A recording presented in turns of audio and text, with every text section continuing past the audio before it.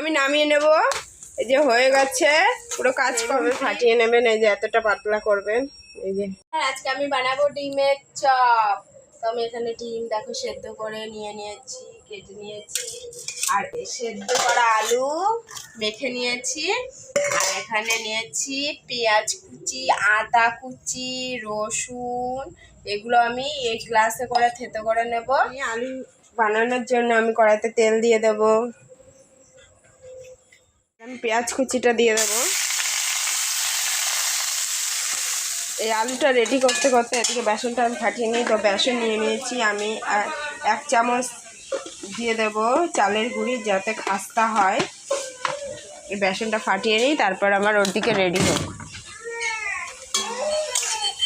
এরপর আমি দিয়ে দেবো এই আদা রসুন পেঁয়াজ, এগুলো এই রসুন এগুলো বাটা।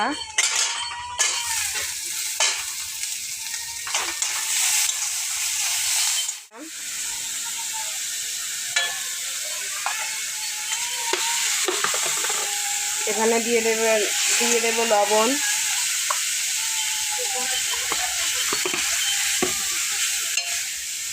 কালারের জন্য লঙ্কার গুঁড়ো,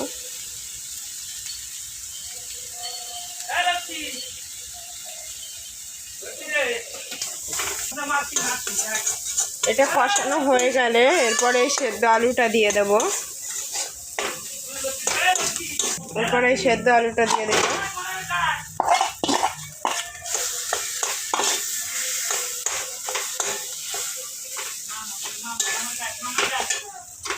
ভালো করে মিক্স করে নেব, যাতে আলুটা গোটা গোটা না থাকে, যেহেতু আমি হাতে মিহি করে নিয়েছি না থাকার জন্য। এবার দিয়ে দেবো আমি মিট মশলা নিয়ে নেব।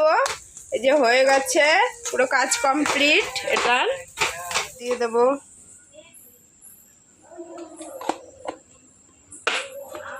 আর দিয়ে দেবো লবণ। যে এইভাবে ফাটিয়ে নেবেন। এই যে এতটা পাতলা করবেন। এই যে দেখুন, আমি এরকমভাবে ছোট করে নিয়েছি ডিম। এই যে এরপরে যে ডিমের ভেতরে আলুর প্রলেপ দিয়ে তারপরে ওইরকমভাবে তৈরি করতে হবে। ওই দেখো, বুঝছো,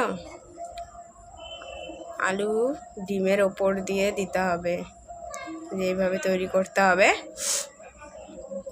ওদিকে 3টে হয়ে গেছে করা, আর এখানে 2টো আছে, আর ও একটা করলো, 4টে হয়ে গেছে। সব কমপ্লিট। এদিকে আবার কড়াইতে তেল গরম করতে দিয়েছি। এই যে এবার বেসনে চুবাবো আর ছাড়বো। তেলটা গরম হচ্ছে। বেসনে ভালো করে ভরিয়ে নেবেন। এই যে এইভাবে দেখুন। এবার আমি ছাড়বো,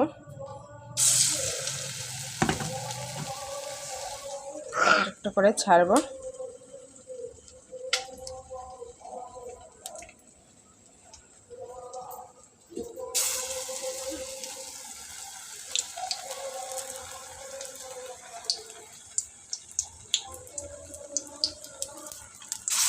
আমার ডিমের চপ রেডি।